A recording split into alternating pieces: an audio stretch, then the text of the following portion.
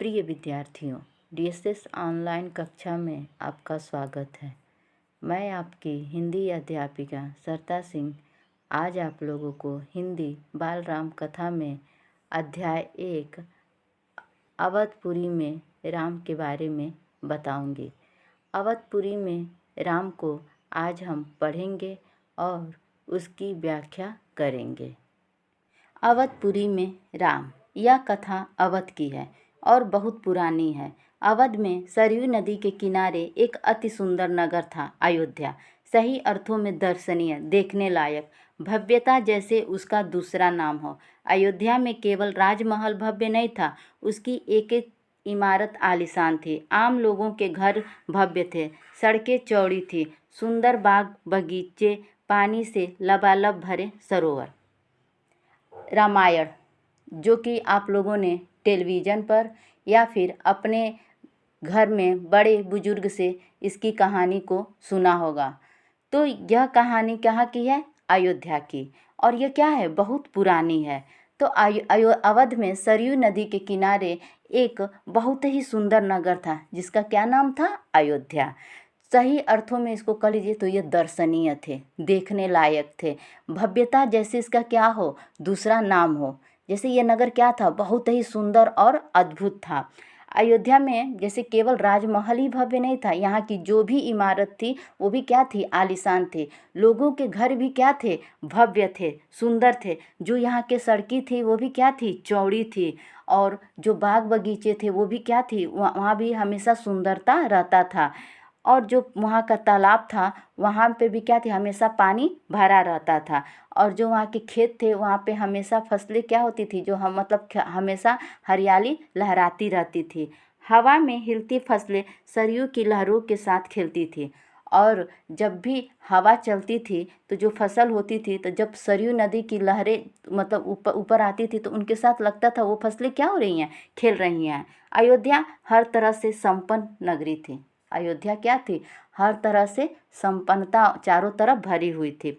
उसके कोने अंतर तक बिखरी हुई, सभी सुखी, सब समृद्ध। दुख और विपन्नता को अयोध्या का पता मालूम ही नहीं था, या उन्हें नगर की सीमा में प्रवेश की अनुमति नहीं थी। पूरा नगर विलक्षण था, अद्भुत और मनोरम। अयोध्या में चारों तरफ सुख और समृद्धि था, मतलब चारों तरफ संपन्नता, खुशी भरी हुई थी। वहाँ दुख और गरीबी का कोई नाम नहीं था। या तो आप कह लीजिए कि वहाँ उस नगर में दुख और विपन्नता को प्रवेश करने की अनुमति नहीं थी। पूरा नगर ही क्या था? अद्भुत और मनोरम था। उसे ऐसा होना ही था। वह कौशल राज्य की राजधानी था। राजा दशरथ वहीं रहते थे। उनके राज्य में दुख का भला क्या काम? वह अयोध्या क्या थी? कौशल राज्य की राजधानी थी। और वहाँ के राजा कौन थे? महाराज दशरथ। तो उनके राज्य में दुख का भला क्या काम? राजा दशरथ कुशल योद्धा और न्यायप्रिय शासक थे। राजा दशरथ क्या थे? एक कुशल योद्धा और न्यायप्रिय शासक थे।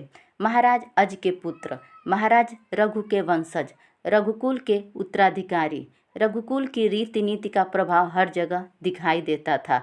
सुख समृद्धि से लेकर बात व्यवहार तक लोग मर्यादाओं का पालन करते थे, सदाचारी थे। पवित्रता और शांति हर जगह थी, नगर में भी, लोगों के मन में भी।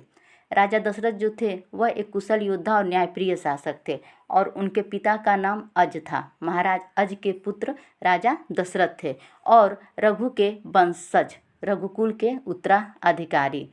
तो रघुकुल की जो भी रीति नीति थी वो चारों तरफ दिखाई देती थी। सुख समृद्धि से लेकर बात व्यवहार में भी लोग क्या कर वहाँ के जो लोग थे वो मर्यादाओं का पालन करते थे। पवित्रता और शांति हर जगह थी, नगर में भी, लोगों के मन में भी। बेटा आप लोगों ने सुना होगा, रघुकुल रीति सदा चली आई, प्राण जाए पर वचन न जाए। रघुकुल की यह रीति थी कि जिसको उन्होंने जो भी वचन दिया है उसको पालन करने के लिए वो अपने प्राण तक भी दे देते थे, लेकिन अपने वचन का पालन करते रहते थे। राजा दशरथ यशस्वी थे, उन्हें किसी चीज़ की कमी नहीं थी।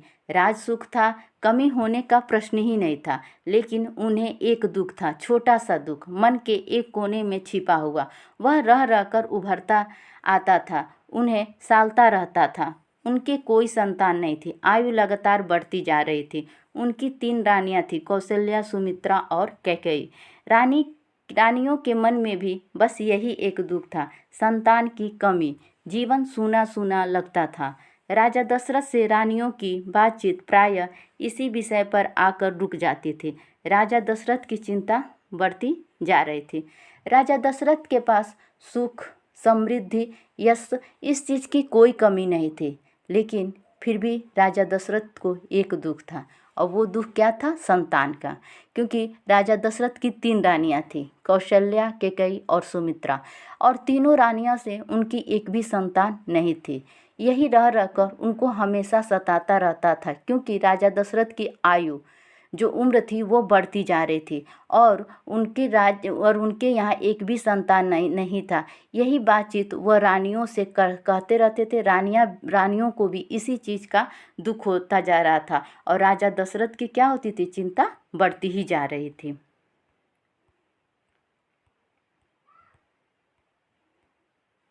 बहुत सोच विचार कर महाराज दशरथ ने इस संबंध में वशिष्ठ मुनि से चर्चा की। उन्हें पूरी बात विस्तार से बताई।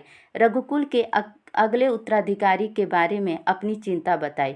मुनि वशिष्ठ राजा दशरथ की चिंता समझते थे। उन्होंने दशरथ को यज्ञ करने की सलाह दी, पुत्रेष्टि यज्ञ।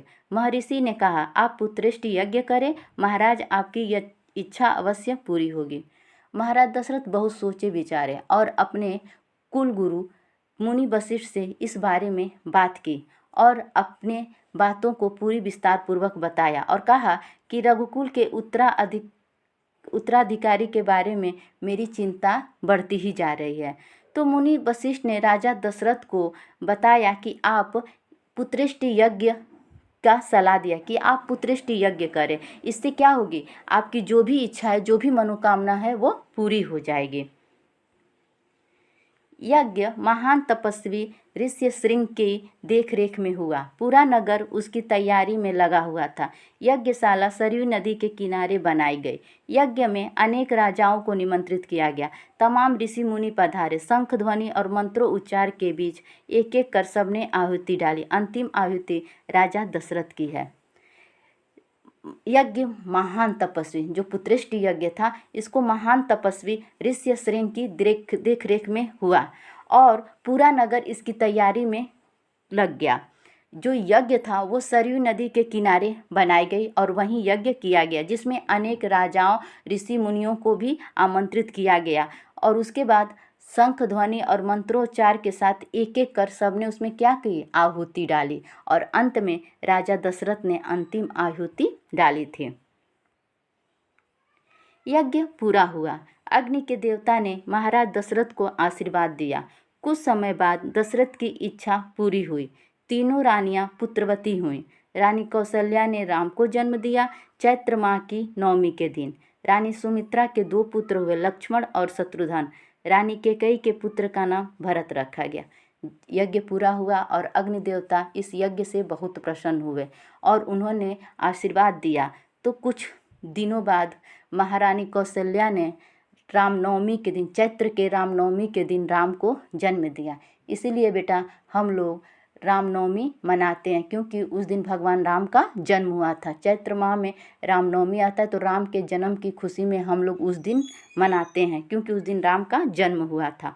और रानी कैकेयी ने भरत को जन्म दिया और रानी सुमित्रा ने 2 पुत्र जन्म दिए, लक्ष्मण और शत्रुघ्न। राजमहल में खुशी छा गई। नगर में बधाइयाँ बजने लगी, मंगल गीत गाए गए। हर ओर खुशी, उत्सव जैसा दृश्य। राजा दशरथ प्रसन्न थे, उनकी मनोकामना पूरी हुई। प्रजा प्रसन्न थी कि दशरथ की चिंता दूर हुई। नगर में बड़ा समारोह आयोजित किया गया धूमधाम से। आयोजन में दूर दूर से लोग आए। राजा दशरथ ने सबको पूरा सम्मान दिया, उन्हें कपड़े, अनाज और धन देकर विदा किया। जब राजा दशरथ के यहाँ चारों राजकुमारों ने जन्म ले लिया तो चारों तरफ मंगल गीत गाए गए, बधाइयाँ बजने लगी, हर ओर खुशी हो गई।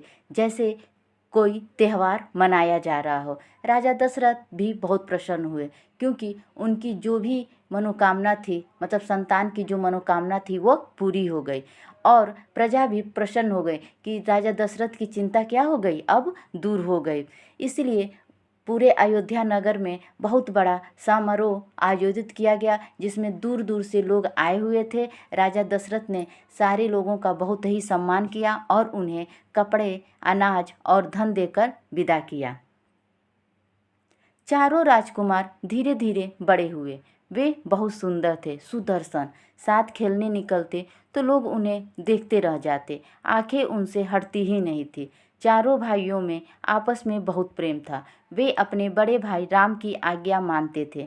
खेल कूद में लक्ष्मण प्रायः राम के साथ रहते। भरत और शत्रुघ्न की एक अलग जोड़ी थी। उसके बाद चारों राजकुमार राम, लक्ष्मण और भरत शत्रुघ्न धीरे धीरे अब बड़े हुए, और जब वो बड़े हुए तो बहुत ही देखने में सुंदर थे।